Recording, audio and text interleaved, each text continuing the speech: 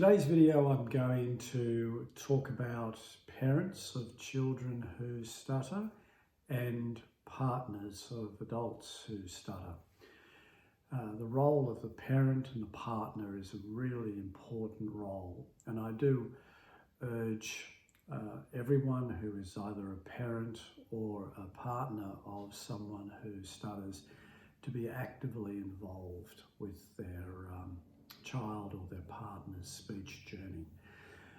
So talking firstly about to parents who have children who stutter, I do urge you to make contact with the speech pathologists or speech therapists in your area and to really look for someone, a speech pathologist, who has specific experience in stuttering. If your child is very young, sort of under 10 years of age, it's also important that you deal with speech pathologists who are, as I say, have deep expertise in stuttering, but specifically within the age group of your child. There is current thinking that early intervention into a child who stutters life by a qualified speech pathologist can make a huge positive impact in their fluency. And that window generally is under 5 years of age. Some people who perhaps aren't aware so much as speech pathologists might go and seek the opinion of their local doctor. They might bring their child and the doctor may have a view.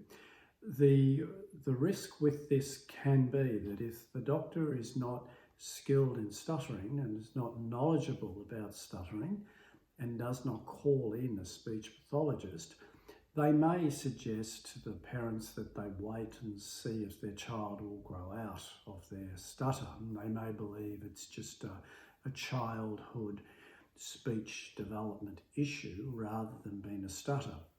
The problem with this is they then miss that early intervention window where a speech pathologist who's trained in child stuttering would have been able to have intervened, and the evidence can almost solve stuttering for that child. So I do urge any parent of a child who stutters to ensure that they see speech pathologists, properly qualified speech pathologists who have stuttering as their area of specialisation, and that they are deeply experienced in children of that age group. Moving to parents of adolescents, so we're talking teen years up to 18 or so, this is a very difficult age group for any adolescent who has a stutter. And it's difficult for many reasons. When they've got to this age group, their stutter is set, so they're most likely going to be stuttering throughout their lives. And as adolescents, they're working out who they are, they're positioning themselves in their social groups, they're dealing with classroom situations, and to have a stutter thrown into the mix of that can be extremely difficult. Such things as the onset of fairly significant levels of anxiety can start to come to play. Having difficulty in saying their name on the telephone, having difficulty interacting in social situations, speaking out loud or in front of the class, being ridiculed, bullying, being laughed at, embarrassment. All these things are real possibilities and dynamics for any adolescent who has a stutter. So it's very important. My advice is it's very, very important to make the home a safe harbour. And what I mean by that is that an adolescent who has a stutter needs to understand that their stuttering is not them. It does not define them. It's just something that they do, and that the home environment is one of reinforcement of self-confidence and self-esteem for the adolescent. your child in their teen years need all the support that they possibly can from their parents and from their siblings, that they're valued, they're loved, they're respected, and their stuttering is not a bad thing and it is not defining them. And I know that as a parent, all you want to do is to help your son, and if you see your son at the dinner table trying to talk about their day with a lot of stuttering and a lot of difficulty, and all you want to do is to try to help them, sometimes the best thing that you can do is give them time, let them say what they want to say in their own time and give them space, and let their voice be heard. There are times that you'll also need to help them through in terms of using their techniques, and perhaps very lovingly and very gently reminding them to use their speech techniques or to slow down. But the home has got to be a safe harbour. It's got to be a place where they are comfortable to be who they are, and you need to reinforce that stuttering is not a bad thing. It's just something that they have to do. Obviously, and I would have hoped that you would have accessed speech pathologists so that your son or daughter is seeing a speech pathologist. And again, the same rule applies.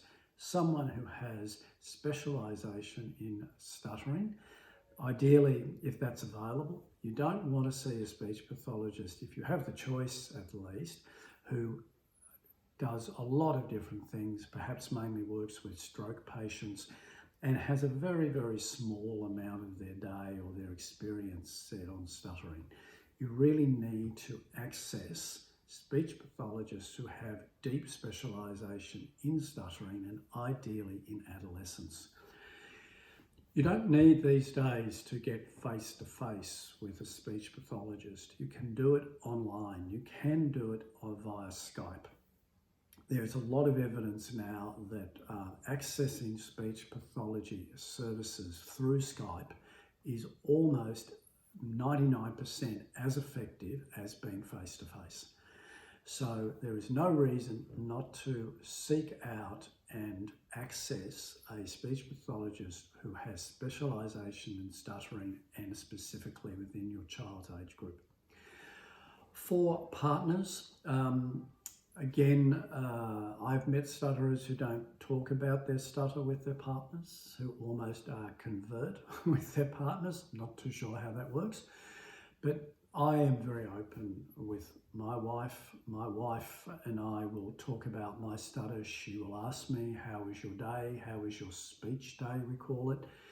If there is an event coming up, it's a social function or whatever it may be, I will say to my wife, I really want to go to this and focus on speech and keep my speech rate down and use my techniques. And I'll ask her to just check in with me as to how I'm going. And we have a word that we use. So if she hears that I'm speaking very quickly, there's a lot of hard context, she'll say the word, and then that just brings me back in to check again and gets my technique and my, if you like, my plan, my speaking plan for that occasion, that brings that back to front of mind again. So partners are very important. They're part of your speech support group. And if you've had a bad day and you've had a big block or whatever it might be, and you feel bad about it, it's really important to come home, I believe, and talk about that with your partner and involve them in what you are going through. So parents, partners, you play a very, very critical role in supporting and building self-esteem and the self-confidence of your children and your partner. And it's a key thing that you do. So look, thank you for tuning in again. I really appreciate it. If you think that this video has been of use, please like it. And please post any comments that you may have. I welcome your feedback, and I certainly would welcome any success stories that you may have. So thanks again for tuning in, and I look forward to talking with you again soon.